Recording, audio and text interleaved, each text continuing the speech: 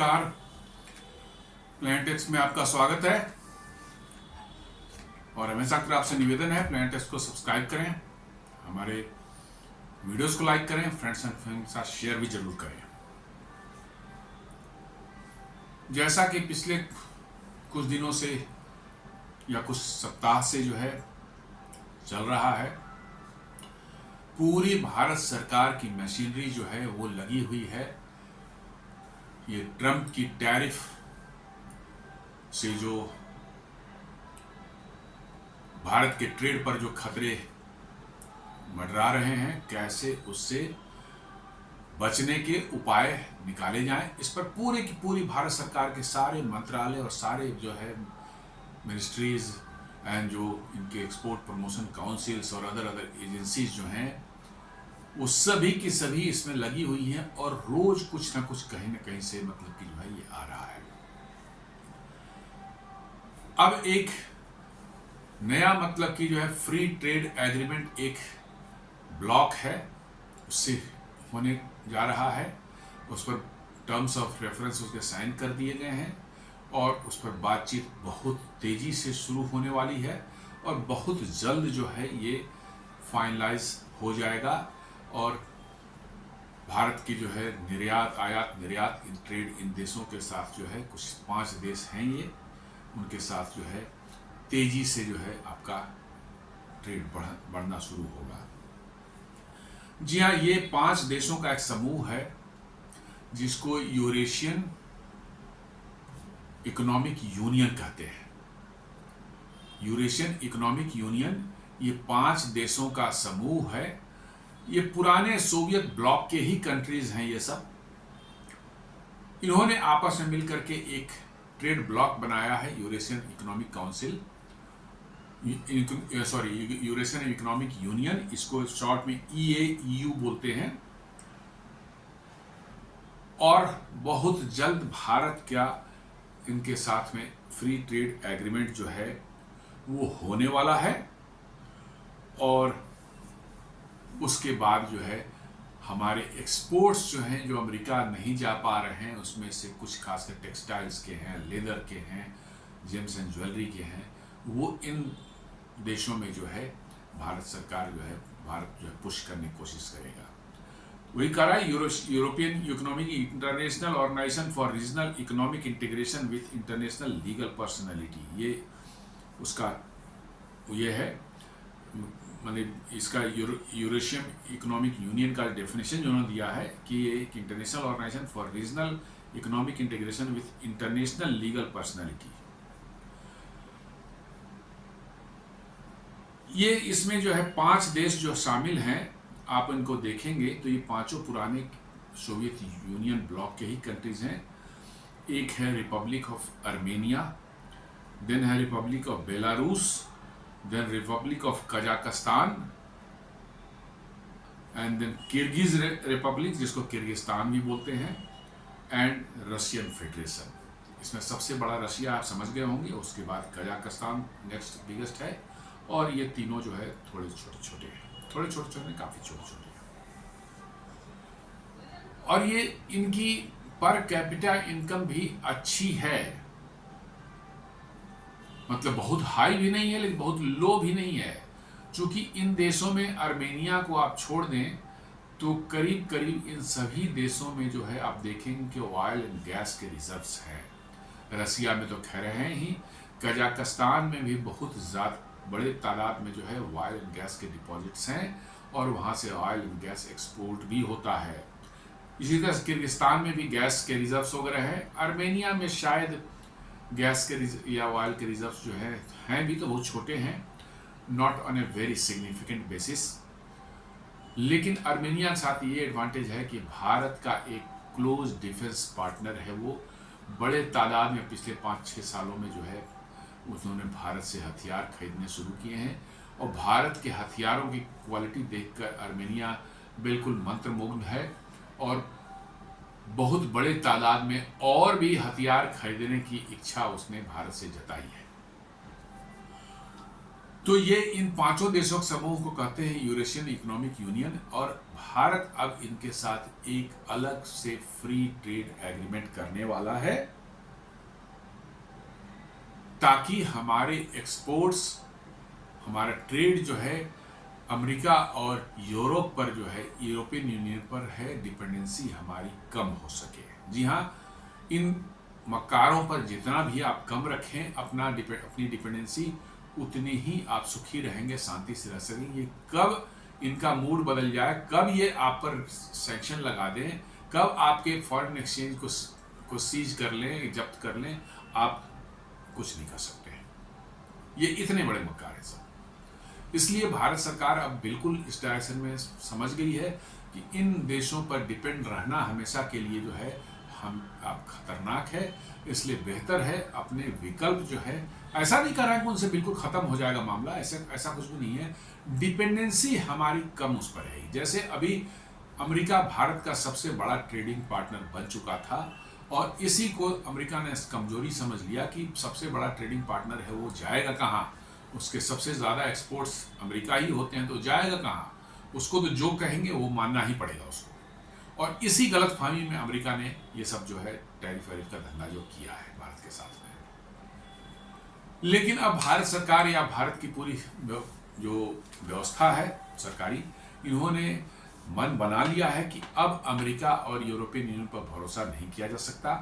अब हमें दुनिया के ग्लोबल साउथ और अलग अलग देशों के ग्रुपिंग्स जो हैं, ट्रेड ग्रुप्स हैं, विद इन द ब्रिक्स हैं, इनके साथ जो है हमारे ताल्लुकात बढ़ाने होंगे, हमें ट्रेड बढ़ाने होंगे, हमें आयात निर्यात बढ़ाना होगा, तभी हम सर्वाइव कर पाएंगे। और तभी आपकी इकोनॉमी की स्टेबिलिटी बनी रहेगी। और ये देश ऐसे हैं जो आपके साथ जो है लंबे समय तक आपकी पार्टनरशिप कर सकते हैं, क्योंकि उनकी कोई जियोपॉलिटिकल बहुत बड़ी एम्बिशंस नहीं है। छोटे देश हैं, एक्सेप्ट रसिया, जो रेस्ट सभी छोटे हैं। कजाकिस्तान एक का साइज जरूर बड़ा है, भारत के बराबर होगा करीब करीब, लेकिन और तीनों छोटे हैं। इसलिए इनके साथ, और कजाकिस्तान भी जो है कोई उसके जियोपॉलिटिकल एम्बिशंस नहीं है उस तरह के, या उस तरह की भारत विरोधी कोई मतलब कि जो है वहाँ पर आज तक कभी देखी नहीं है कि भारत विरोधी उन्होंने कोई मैंने स्टैंड लिया हो। आर्मेनिया भी भारत के पक्ष में हमेशा रहा है। बेलारूस भी जो है रशियन इन्फ्लुएंस में हमेशा से रहा है, और वो भी भारत के पक्ष में रहा है। और किर्गिस्तान ने भी कभी भारत विरोधी स्टैंड कभी भी यूएन में या कहीं पर भी नहीं लिया है। तो इन देशों के साथ आप उम्मीद कर सकते हैं कि आपके जो है ट्रेड रिलेशंस में लंबे समय तक बने रहेंगे। आपकी partnership, trade partnership, trading partnership जो है लंबे समय तक जो है आप इसको चला सकते हैं। आपको कोई बहुत ज़्यादा समस्या इनसे नहीं होगी।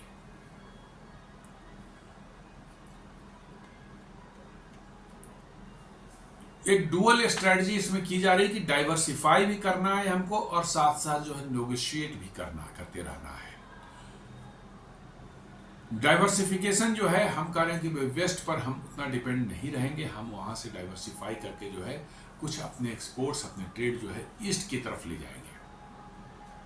वेस्ट से भी रहेगा, हमारा नहीं कहना है कि हम बिल्कुल उससे, जैसे यूरोपियन यूनियन से हमारा अभी होना है trade agreement by end of this year जो है, उम्मीद करते हैं कि ये हो जाएगा। अभी फास्ट ट्रैक भी उसको किया गया है, जिसमें हर महीने जो है दोनों तरफ के ट्रेड नेगोशिएटर्स जो है बैठेंगे और बात करेंगे, और दिसंबर तक ऐसा एक्सपेक्ट किया जा रहा है कि शायद वो फाइनलाइज हो जाए। तो भारत सरकार ने एक स्ट्रेटजी बनाई कि हमको डाइवर्सिफाई करना है अपने आप को, कुछ देशों पर डिपेंड होकर के नहीं रखना है, क्योंकि वो आपको फिर इसको आपकी कमजोरी समझ लेते हैं और फिर वो ब्लैकमेलिंग को उतर आते हैं। और मोस्टली वो वेस्टर्न कंट्रीज हैं, वो एंग्लो सैक्सन डोमिनेटेड कंट्री हैं, इसलिए जो है उनका माइंडसेट जो है वो एक सुपरमेसी वाला माइंडसेट दुनिया में जो उनका बना हुआ है, उसके तहत जो है वो आप पर कभी भी किसी तरह का प्रतिबंध लगा देंगे, सैंक्शन लगा देंगे, आपके कुछ मतलब जो है ट्रेड बैरियर्स लगा देंगे, कुछ भी कर सकते हैं। उनका धंधा ही यही है, दुनिया को लूट करके खाने पीने का धंधा कर रहे हैं। अब लूट दुनिया में कम हो गई है, अब लूटने का मौका नहीं मिल रहा है, तो वो कुछ और धंधे पर उतर आए हैं, और वो चाहते हैं कि भाई दुनिया को परेशान करके किसी तरह से पैसे ऐंठें इन लोगों से और अपना मौज करें।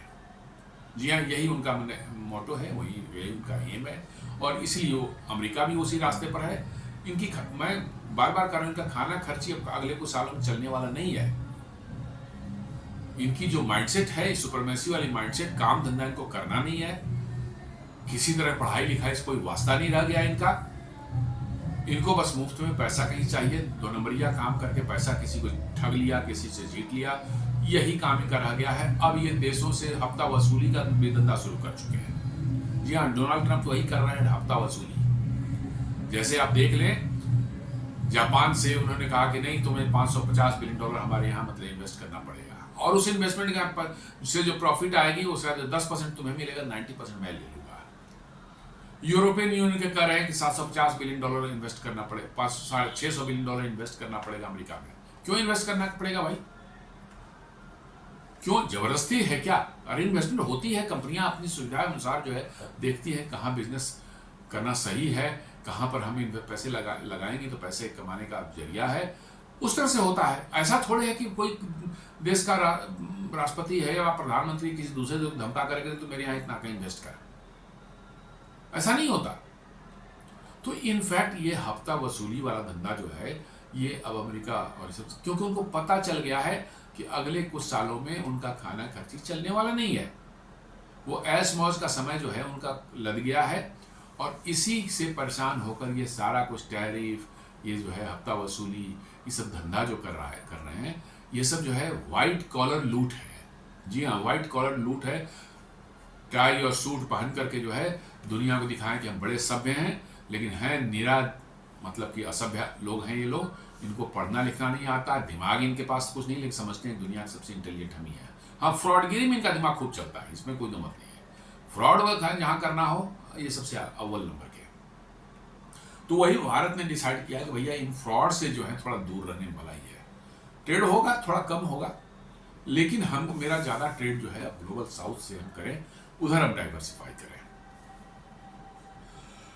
तो India just signed terms of reference to begin FTA negotiations with the Eurasian Economic Union, a 69 billion trade relationship going at 7.5%। अभी भारत जो इन 5 देशों का यदि मिला लें, उसमें मेजर रशिया ही है, दूसरे के साथ थोड़े थोड़े हैं, बहुत थोड़े थोड़े हैं, लेकिन इन मेजर जो 5 हैं, इन 5 में से जो भारत का जो पिछले साल का 2024 का जो है वॉल्यूम ऑफ ट्रेड था, ये $69 बिलियन का था, और ये 7% के रेट से बढ़ रहा है। तो ये बहुत बढ़िया मतलब वो है। ऑफकोर्स अभी आप कह सकते हैं कि इसमें मेजोरिटी रशिया है, लेकिन आप जब FTA होगा, आपकी ट्रेड इन देशों से, छोटे वाले देश जो हैं, इनसे बढ़ सकती है, रशिया से भी बढ़ सकती है। तब आपको पता चलेगा कि कैसे ये आपका जो है फ्री ट्रेड एग्रीमेंट आपके लिए काम करता है, और कैसे जो है आपके रिस्क जो है उनको मिटिगेट करता है ये। क्योंकि अमेरिका और यूरोपियन यूनियन जो है ना, आप मान के चलिए इतने बड़े मक्कार हैं कि उन पर भरोसा आपने किया तो आपकी लुटिया गोल हो जाएगी। इसलिए भारत बिल्कुल सही कर रहा है। अब वैसे देश जो कि रिलायबल हैं और जिनकी जियोपॉलिटिकल एम्बिशंस नहीं है, जिनका कभी बदमाशियों में नाम नहीं आया है, वैसे देशों के साथ जो है भारत जो है कोशिश कर रहा है कि हम ये करें। तो टर्म्स ऑफ रेफरेंस साइन हो गया है। FTA negotiation to begin FTA negotiation with the European Economic Union, मतलब कि जो है अब टर्म्स ऑफ रेफरेंस साइन होने के बाद जो है आपका नेगोशिएशन शुरू हो जाएगा। और ये चूंकि ब्लॉक्स अमेरिका यूरोप जैसे बदमाश नहीं है, तो मुझे लगता है 2-4 महीने में आप उसको निपटा सकते हैं, इस FTA को जो है, डील को जो है। इनके साथ जो डील मैंने हम लोग ट्रेड कर सकते हैं, फार्मा हो सकता है, मशीनरी हो सकता है, मेटल्स हो सकता है, आपको पेपर एंड प्लास्टिक्स हो सकते हैं, देन प्रोसेस फूड का मतलब कि जो है, क्योंकि इन देशों को आप उठा के देख लें, इन देशों में आप अपने खाद्य पदार्थों का बड़े पैमाने पर निर्यात कर सकते हैं। जी हाँ, आप उठा के देख लें, कजाकिस्तान को ले लें, आर्मेनिया को ले लें, बेलारूस को ले लें, किर्गिस्तान को ले लें, इवन रशिया को ले लें। हालांकि रशिया में तो थोड़े बहुत गेहूं वगैरह उनके पास सफिशिएंट, उनके अपने वगैरह तक हो जाता है। लेकिन ज़्यादातर इन देशों की आप तो माने ज्योग्राफी देखेंगे तो ये ड्राई और बैरन है। जी हाँ, ठंडे प्रदेश हैं, हिली हैं और ड्राई टाइप के हैं। जैसे लद्दाख वगैरह आप दिखता है सिर्फ मिट्टी के पहाड़ वगैरह है, उस तरह से मीलों मील तक जो है आपको जो है वहाँ पर बर्फ़ बहुत ज़्यादा गिरती है और ठंड बहुत रहती है और बैरन है ज़्यादातर एरिया जो है। इसलिए जो है वहाँ पर मतलब कि फूड का जो है मतलब कि आपका जो है अनाज का उत्पादन वगैरह जो है इन देशों के पास बहुत कम मनी है, बाहर से ही जनरली मंगा के खाते हैं ये। और भारत आज की दुनिया में सबसे बड़ा माने खाने पीने की चीज़ों का उत्पादन करने वाला सबसे बड़ा देश भारत है। और हम न सिर्फ अपने लोगों का पेट भरते हैं बट सारी दुनिया में कम से कम 100 से ज़्यादा देश हैं जिनको हम खाद्य सामानों की सप्लाई भी करते हैं। तो ये जो यूरोशियन इकोनॉमिक यूनियन है, मेरा अपना मानना है कि इन देशों में जो है आपकी खाद्य सामग्री जो है बड़े पैमाने पर जो है निर्यात हो सकते हैं। इसमें कुछ और ये सब फार्मा है, मेटल्स है, मशीनरी है, प्लास्टिक्स हैं, पेपर्स हैं, प्रोसेस फूड है, ये सब तो खैर हैं ही। आर्मेनिया जो उसमें से एक ऐसा है जो कि भारत से बड़े तादाद में जो है वो ले रहा है, आर्म्स ले रहा है। क्योंकि अजरबैजान में उसके 2020 में जो नागोर्नो काराबाग एरिया को लेकर के जो अजरबैजान उसकी लड़ाई हुई थी और जिसमें बहुत करारी डिफीट हो गई थी आर्मेनिया की, बिकॉज रशिया ने उसको साथ नहीं दिया, जबकि रशिया का ने उनका जो है सिक्योरिटी की जिम्मेवारी लेके एग्रीमेंट है उनके साथ में, लेकिन नहीं दिया किसी कारणों से। अजरबैजान ने उनको जो है टर्किश ड्रोन वगैरह सब उनके पास लेकर थे। आर्मेनिया के पास कोई आर्मामेंट्स थी नहीं ज़्यादा, उन्होंने जो है नागोर्नो काराबाग का बहुत बड़ा एरिया उन्होंने हथिया लिया। तो उसके बाद से आर्मेनिया ने अपने सुरक्षा के लिए भारत से बड़े पैमाने पर जो है हथियार खरीदने का प्रोग्राम बनाया और वो चल रहा है। उनको आर्मेनिया को हम लोगों ने 155 mm के होविट्ज़र्स गन दिए हैं, एटैक्स गन दिए हैं, then Pinaka multi barrel rocket launcher दिए हैं, स्वाति वेपन लोकेटिंग रडार भी उनको दिया है, आकाश मिसाइल भी उनको सप्लाई किया है। और इन हथियारों से वो और भी बहुत सी चीज़ें दी हैं छोटे छोटे जिनका मैं नाम नहीं ले रहा हूँ, लेकिन इन हथियारों से वो इतने इम्प्रेस्ड हैं कि वो जैसे 6 अटैक्स उनको दिए गए थे 155 mm गन के जो हैं, वो इतने इम्प्रेस्ड हैं कि वो 70-75 और लेने की इच्छा उन्होंने जताई है। तो आर्मेनिया से आपके ताल्लुकात बहुत अच्छे हैं, काफ़ी मतलब कि जो है आपका मतलब कि उनके साथ जो है रिलेशनशिप डेवलप हुआ है लास्ट 5 ईयर्स में जो है। तो इन देशों के साथ जो है ये उम्मीद की जाती है कि यदि FTA साइन हो जाता है तो आपका ट्रेड जो है काफ़ी बड़ी तादाद में उधर आप डाइवर्ट कर सकते हैं अपने उत्पादों को जो है। यूरेशियन इकोनॉमिक यूनियन जो है it gives India access to a US 6.5 trillion market. ये पूरा 5 देशों का मार्केट आप उठा के देख लें तो इनका GDP मिला करके 6.5 ट्रिलियन डॉलर्स का हो जाता है। तो ये कह सकते हैं कि पुअर कंट्री नहीं है, इस बात को आप मान लें। इनकी इकोनॉमी अच्छी है।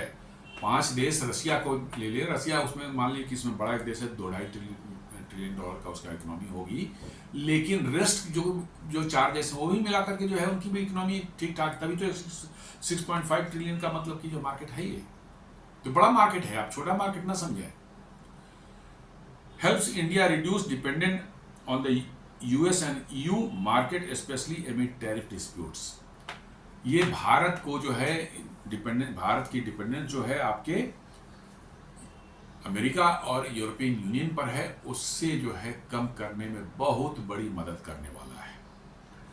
With bilateral trades reaching $69 billion in 2024 up 7% from 2023, मतलब $69 बिलियन जो का ट्रेड हुआ है इन 5 देशों के साथ मिला करके जो है 2024 में, जो कि 2023 से जो है 7% ज़्यादा है। काफ़ी सिग्निफिकेंट है ये, जी हाँ काफ़ी सिग्निफिकेंट इसको कर सकते हैं। 7% ग्रोथ यदि आपकी ट्रेड किसी देश ब्लॉक के साथ या किसी कंट्री के साथ हो रही है तो ये फेनोमिनल आई कैन से। तो ये बहुत बड़ा मतलब कि जो है एक ट्रेड डील होगी और ये सक्सेसफुल हो जाता है तो समझ लीजिए कि आपको अपने जो प्रोडक्ट्स जो हैं, जो अमेरिका पर डिपेंडेंसी थी आपकी एक्सपोर्ट के लिए जो है कुछ हद तक आप उसको कम करने में जो है सफल होंगे।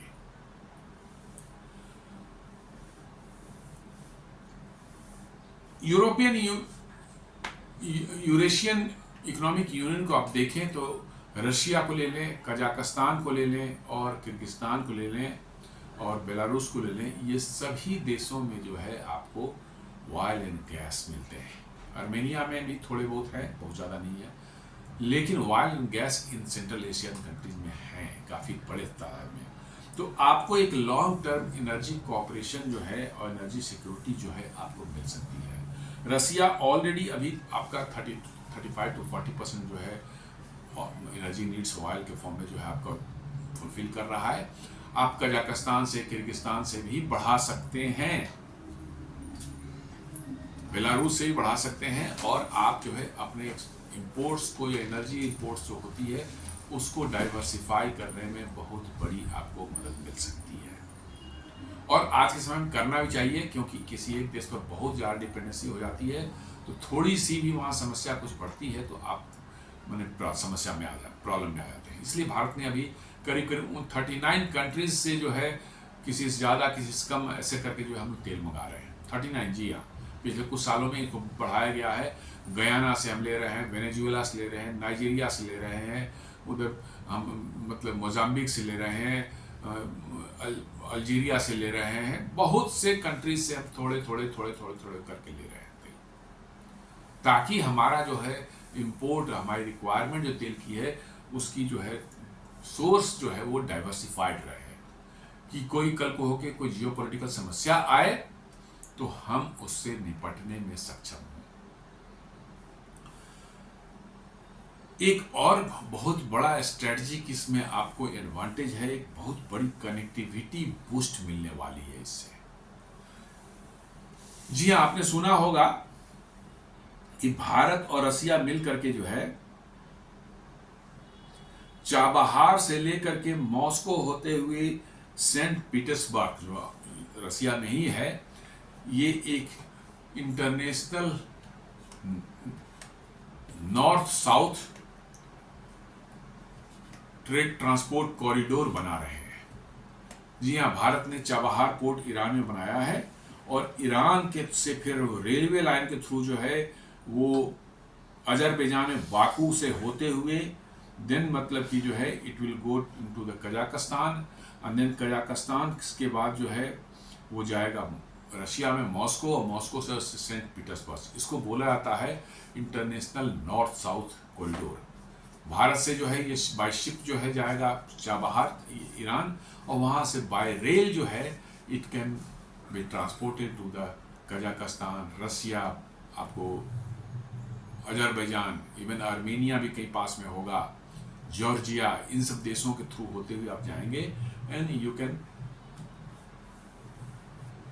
हम लोग जो है इस रास्ते के थ्रू जो ट्रेड कर सकते हैं बड़ी तादाद में। ऑलरेडी पार्शियली ये सब यूज होना शुरू हो चुका है। अभी पिछले साल भारत ने बहुत बड़ा खेप जो है कोल का जो है रसिया से इसी रूट से मंगाया था। ट्रेन से वो चाबहार तक आया और चाबहार से बाई शिप जो है वो भारत में आया। तो ये एक बहुत बड़ी स्ट्रेटजिक आपकी मतलब होगी कि आप स्वेज कैनाल वाला रूट जो है, जो कि हमेशा रेड सी वगैरह में डिस्टर्बेंस की वजह से जो है पिछले कुछ सालों में हमेशा चर्चा में रहा है और हमेशा वहाँ डिस्टर्बेंस होने की संभावना बनी रहती है।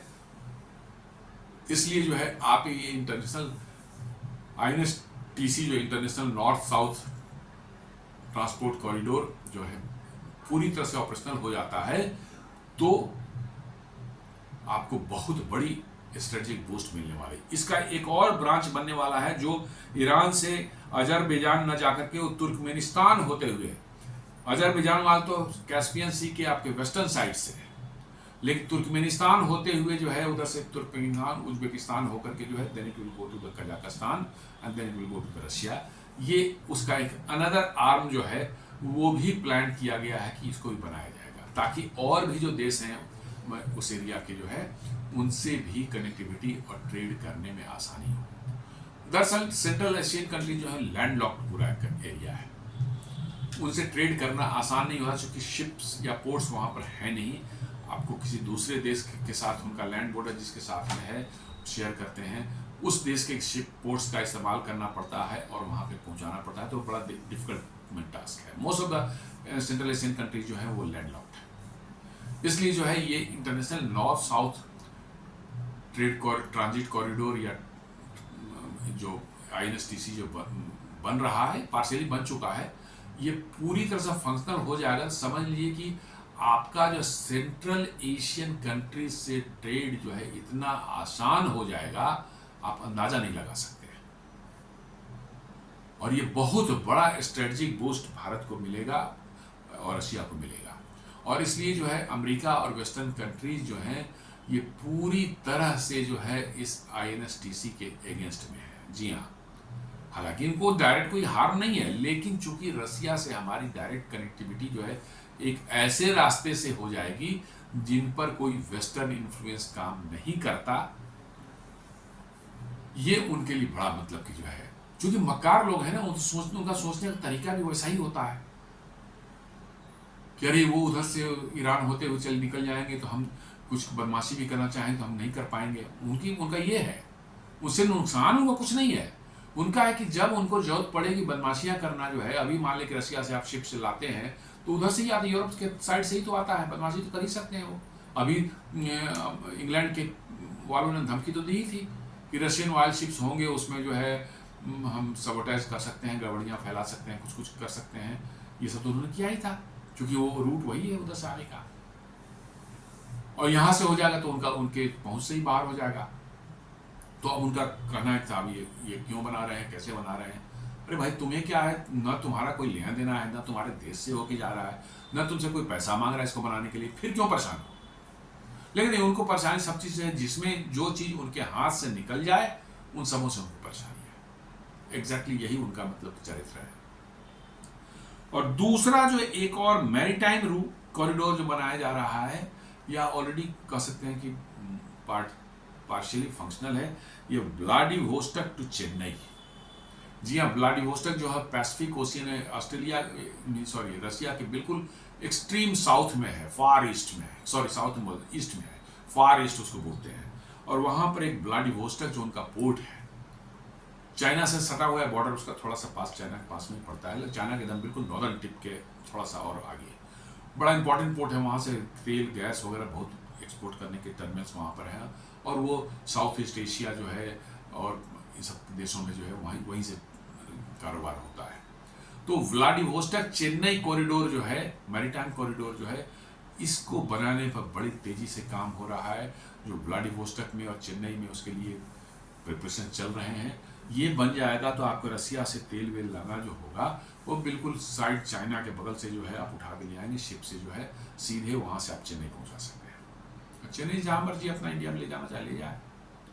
Not only oil and gas but other सामान भी जो है, आप रसिया कोई सामान भेजना चाहते हैं, कंटेनर जो है कंटेनर शिप चेन्नई में लोड करें और उसको इस रूट से जो है state of Malacca South China sea से होते हुए सी ऑफ जापान से होते हुए आप व्लादिवोस्टोक पहुँच सकते हैं। ये भी अंग्रेजों के या मतलब कि वेस्टर्न कंट्रीज को जो है चुभ रहा है कि भाई ये भी रूट ऐसा है जिसमें उनका बहुत इन्फ्लुएंस नहीं है, क्योंकि भी ईस्टर्न साइड में ही है, ईस्टर्न साइड में उनका ज़्यादा कुछ चलता नहीं है, तो ये भी उनको परेशानी का कारण है। लेकिन भारत और रसिया ने इसको टोटली इग्नोर किया है। उन लोगों को जो बोलना है बोलते रहो, हम अपना काम करते रहेंगे, और वही हो रहा है। चेन्नई व्लादिवोस्टोक कॉरिडोर भी रेडी होने वाला है।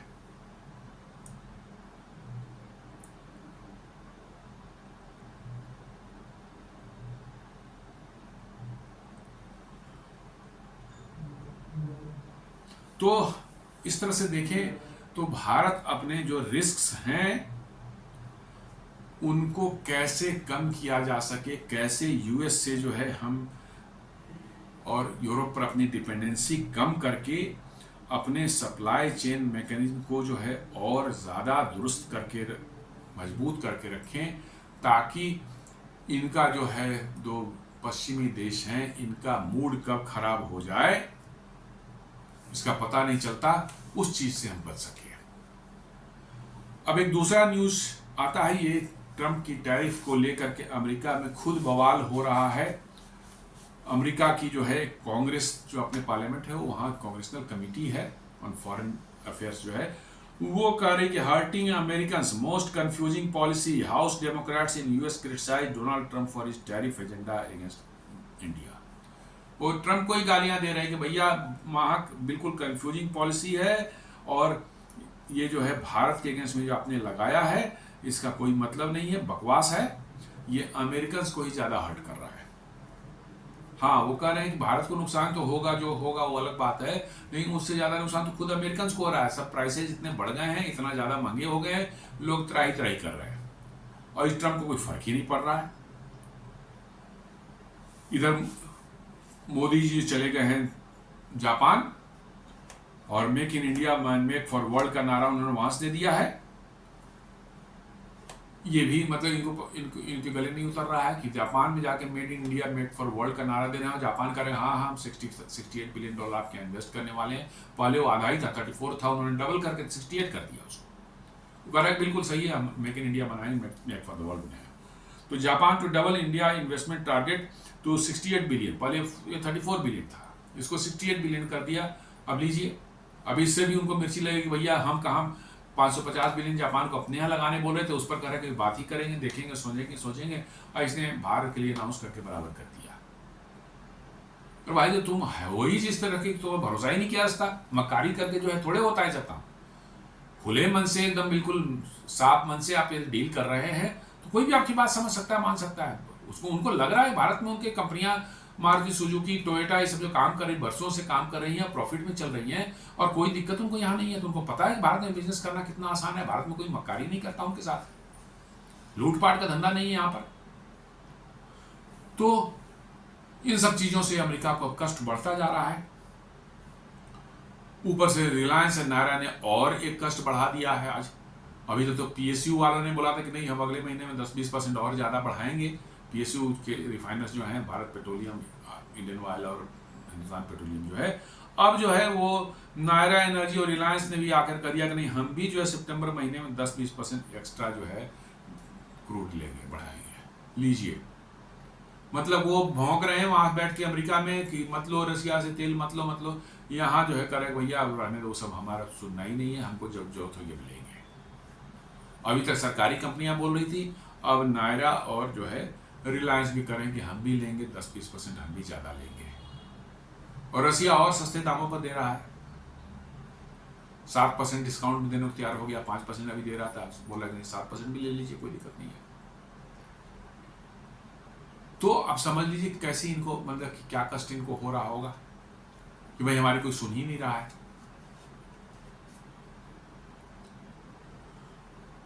Trump publicly humiliated in US Parliament for India trade tariff. Modi bashes USA from Japan. Reliance Naira increase Russian oil purchase. ये तो हो चुका है। US political backlash at home. US House Foreign Affairs Committee Democrats sharply criticized the tariff, accusing Trump of targeting India while sparing larger Russian oil buyer like China. जी हाँ, China से Trump की कुछ deal हो चुकी है और Trump की crypto company में एक चाइनीज आदमी ने जो है, नेशनल ने जो है $300 मिलियन इन्वेस्ट किया है। ये पता है, अच्छे से मालूम, जब पाकिस्तान ने किया था अप्रैल महीने में, उसी समय $300 मिलियन जो है चाइनीज ने इन्वेस्ट किया है। तो चाइना से घूस लेने का धंधा जो है यहाँ शुरू हो चुका है इनका। वो कह रहे हैं कि भाई इससे बड़ा तो ज़्यादा चाइना लेता था, उस पर क्यों नहीं लगाया आपने, सिर्फ इंडिया क्यों लगाया। They argued these tariffs are hurting Americans. आपको उन्होंने कहा कि अमेरिकन को ज़्यादा हर्ट कर रहा है and sabotaging the US-India relationship. India और यूएस के रिलेशनशिप को भी चौपट कर रहा है ये। Even questioning whether the policy is truly about Ukraine. अब तो लोग उंगलियां उठा कि ये सचमुच क्या यूक्रेन वार के लिए ये 25% टैरिफ लगाया है क्या। अब लोग शक कर रहे हैं। जी हाँ, सारी दुनिया शक करे कि यूक्रेन वार के लिए नहीं है, रशियन ऑयल मामला नहीं, मामला कुछ और है। ट्रंप का हो सकता है पर्सनल मामला हो, क्योंकि ट्रंप भी बड़ा डूबियस कैरेक्टर के आदमी है, उनका कोई हिसाब किताब नहीं रहता। तो कुछ मामला और हो, और अब लोगों ने उसी पर उंगलियां उठानी शुरू कर दी है। जो हाउस फॉरेन अफेयर्स कमेटी ने जो ट्वीट किया उसका था, instead of imposing sanctions on China और other purchasing larger amount of Russian oil, Trump is singling out India with tariffs hurting American and sabotaging the US-India relationship in this process. It is almost like it is not about Ukraine at all. जी, अब वो कह रहे हैं कि Ukraine का मामला ही नहीं है ये मामला कुछ और है, और वही मामला है मैंने जो बताया, चाइनीज से जो घूस ले लिया इन्होंने, वही मामला है। इनका पर्सनल चलता है, हर चीज़ पर्सनल चलता है इनका। कहाँ डील, अभी पाकिस्तान में क्रिप्टो डील किया है, फिर और कहाँ कहाँ के, अब बताइए क्रिप्टो डील, पाकिस्तान में क्रिप्टो बैन है, फिर भी जो वहाँ के मिलिट्री जनरल्स और जो है पॉलिटिशियंस जो हैं डर के मारे इसके क्रिप्टो में, ट्रम्प के क्रिप्टो में पैसे डाल रहे हैं।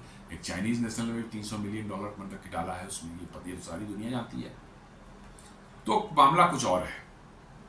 It would be one thing if Trump administration has opted to follow through on the threat of secondary sanctions for any country that purchases Russian oil, but the decision to focus solely on India has resulted in perhaps the most confusing policy outcome of all. China, the largest importer of Russian energy, is still purchasing oil at discounted prices and so far has been spared similar punishment. कहते हैं China भी वो India से ज़्यादा ले रहा है, लेकिन वो तो गैस भी ले रहा है, हम तो गैस नहीं ले रहे हैं, वो तो पेट्रोल क्रूड ले रहा है और गैस ले रहा है, लेकिन उनका कहना है कि उनको स्पेयर किया गया है। इसलिए साफ पता चलता है कि ये चाइनीज ऑयल खरीदने का मामला या यूक्रेन वार से कोई लेना देना नहीं है, मामला अंदर में कुछ और है, गंभीर मामला है। एक प्यू रिसर्च एजेंसी करके अमेरिका में है, उन्होंने एक रिसर्च किया, तो अपना सर्वे किया था, जिसमें कि 61% अमेरिकन ने ट्रम्प की जो है इस टैरिफ पॉलिसी भारत पर जो लगाया है उसको पूरी तरह से डिसअप्रूव किया है। वही लिखता है वाशिंगटन को, the Trump's tariff remain unpopular, a warning sign for Republicans. Yes, internal US risk, the tariffs are publicly risky for Republicans, undermining Trump's in key swing states like Iowa, where industries such as agriculture are already strained. Actually 2026 में वहाँ mid term election होने वाले हैं senate and house of representative की जो है, और Trump की पॉपुलैरिटी जिस रफ्तार से बढ़ी थी उसी रफ्तार से गिर रही है।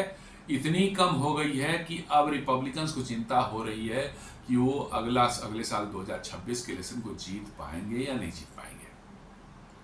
वहाँ पर सीनेट और हाउस ऑफ रिप्रेजेंटेटिव के आधे सीट्स हर 2 साल पर जो है री इलेक्शन हो जाते हैं। 4 साल का टर्म रहता है, 50% अभी होगा, फिर 2 साल बाद 50% फिर होगा, तो उनको 2026 में होना है। उनका कहना है कि भैया उनको अभी से डर लगना शुरू हो गया क्योंकि जीतेंगे नीचे। Democrats are likely to capitalize on this message in the 2026 midterm. माने डेमोक्रेट्स जो हैं वो 2026 के मिड टर्म में जो है इसको पूरी तरह से उछालेंगे इस मैटर को, कैसे अमेरिकन को ज़्यादा पैसे लग रहे हैं खरीदने में सामान, कैसे भारत जैसे स्ट्रेटेजिक पार्टनर साथ रिलेशनशिप खराब हुआ, ये सब ट्रम्प की बदमाशियों का कारण हुआ है, इस बात को उछालेंगे। और पूरी उम्मीद है, सारे एक्सपर्ट बता रहे हैं कि Trump will lose the majority in both the houses, और उसके बाद समझ लीजिए कि ट्रम्प सिर्फ एक लेम डक प्रेसिडेंट बन के रह जाएंगे। 2 साल बचा रहेगा उनके पास कोई पावर्स नहीं होगी, कोई उनकी बात नहीं सुनेगा, उनको जो कहा जाएगा, मतलब जो है अपोजिशन जो कहेगी बात माननी पड़ेगी। उनके सारे बिल्स जो है उनको जो वो पास रुक जाएंगे, कोई पास नहीं हो पाएगा। ये तो बता ही दिया, रिलायंस एंड नायरा ने जो है बता ही दिया कि 10 से 12-20% और एक्स्ट्रा एनर्जी हम लेंगे। अब जो है Diplomatic pivot, Prime Minister Modi has embarked on a diplomatic tour to China, Japan and China, counterbalancing US trade pressure by strengthening regional partnership. जो वो काम तो चल ही रहा था, अब और भी हो गया है। जापान भी चले गए, अब चीन भी जा रहे हैं, वहाँ बायलेटरल टॉक जो है पुतिन के साथ भी और शी जिनपिंग के साथ भी होगा। इसको देख के अमेरिका में खलबली मची हुई है कि भाई तो फिर जो है सब मिल गए आपस में, जो है फिर जो है आपस में ट्रेड वेड कर लिया, कहीं डॉलर को बाईपास कर दिया तो लेने के देने ना पड़ जाए। जी हाँ, इनको सबसे बड़ा डर डॉलर को ही लेकर रहता है। अरे इनको सोते जागते हर समय डॉलर के अलावा कुछ नहीं इनको दिखाई पड़ता है। तो इनको डर है कि डॉलर कहीं बाईपास कर दिया तो डॉलर की डिमांड घट जाएगी, तो फिर तो डॉलर का वर्चस्व गया, तो फिर इनका सारा जो किया कराया बेकार हो जाएगा सब कुछ। डॉलर की वैल्यू जिस दिन गिरी, उसका जो डिमांड कम हुआ दुनिया में, अमेरिकन जो है बता रहा हूँ कि वो घुटने पर आ जाएंगे। उनके पास और कुछ नहीं है, सिर्फ डॉलर की जो है एक जो मजबूती है, डॉलर और जबरदस्ती मजबूत बना रखा है। जी हाँ, पेट्रोल डॉलर को जब से 73 या 74 में इन्होंने किया था गल्फ कंट्रीज साथ में कि सारा का सारा तेल सिर्फ इसी में बिकेगा, डॉलर में ही बिकेगा, उसी समय से बदमाशी शुरू हुई सारी कुछ, और डॉलर को आर्टिफिशियली बिल्कुल हाई करके रखा है। मोदी जी ने कुछ कमेंट मारा है वहां जापान से। 80% of companies want to expand in India, 75% are already profit in India. कहते हैं कि 80% कंपनी जो है वो भारत में एक्सपैंड करना चाहते हैं और 75% जो कंपनी वो ऑलरेडी प्रॉफिट में है। In India capital doesn't grow, कहते हैं कि यहाँ सिर्फ ग्रो नहीं करता कैपिटल, यहाँ मल्टीफोल्ड मल्टीप्लाई करता है। कैपिटल यहाँ लगाते हैं आप, पैसा आपको ग्रो नहीं करता, ये मल्टीप्लाई करता है, 2 गुना 4 गुना 8 गुना ऐसे होता है। In last 11 years, India has seen unprecedented transformation, political stability, economic stability, and transparency in policy. कहते हैं पिछले 11 साल में भारत में पॉलिटिकल स्टेबिलिटी देखी है, इकोनॉमिक स्टेबिलिटी देखी है और पॉलिसी में ट्रांसपेरेंसी भी देखी है। India is the world's fastest growing major economy and will be the 3rd largest economy soon. जी हाँ, इन्होंने आप कर दिया कि हम फास्टेस्ट ग्रोइंग इकोनॉमी है, अब बहुत जल्द तीसरी इकोनॉमी बनने जा रहे हैं पीएम मोदी से। जापान से बैठकर सुना रहे हैं, किसको सुना रहे हैं? वही अपना ट्रम्प भाई साहब को। जी हाँ, ट्रम्प भाई साहब को ही सुनाया जा रहा है, अमेरिका को नहीं सुनाया जा रहा, ट्रम्प भाई साहब को ही सुनाया जा रहा है, जिन्होंने कहा था कि भारत एक डेड इकोनॉमी है। उन्हीं को सुनाया जा रहा है कि भैया कैसे हम आगे ग्रो कर रहे हैं। इसी बीच जापान ने इन्वेस्ट करने $68 बिलियन का इन्वेस्ट करने का अनाउंस भी कर दिया। ये अलग बने अमेरिका को कि कोई तबाही मतलब कि उनके लिए है, उनको परेशानी इस पर हो रही है। भैया हम मांग रहे हैं $550 बिलियन, तो उस पर नानुकुर कर रहा है। जिसको ट्रेड नेगोशिएशन करने आया था उसने भी कैंसिल कर दिया, और यहाँ बैठे बिठाए बिना मांगे जो है भारत में $68 बिलियन का इन्वेस्टमेंट का जापान ने कमिट कर दिया। तो देख लीजिए मतलब कि क्या है, कैसे चल रही है बातें।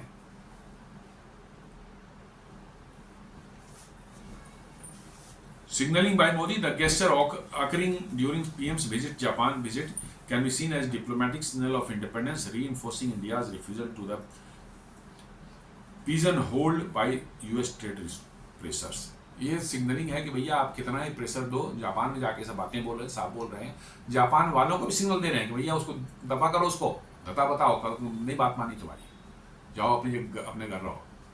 जापान को भी सिग्नलिंग है और अमेरिका को वहीं जापान से बैठ सिग्नलिंग दे रहे हैं कि ये सब करते रहो, सब कुछ नहीं होने वाला है, जो करना है हमें वही करेंगे। This alliance with the broader narrative of India balancing it's relationship एमिड escalating US India friction over tariffs.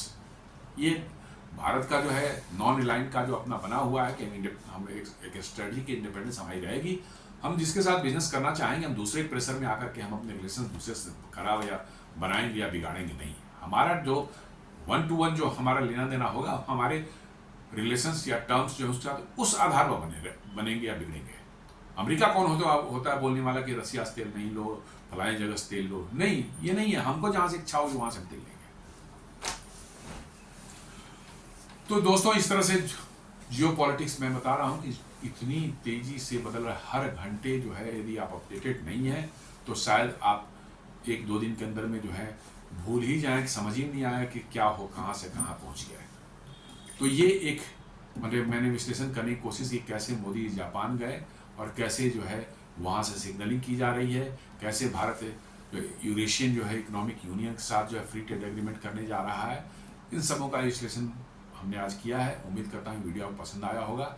आप इसे लाइक करें, फ्रेंड्स एंड फैमिली के साथ शेयर करें, हमारे चैनल को सब्सक्राइब करें और बेल आइकन दबाना बिल्कुल नहीं भूलें। धन्यवाद।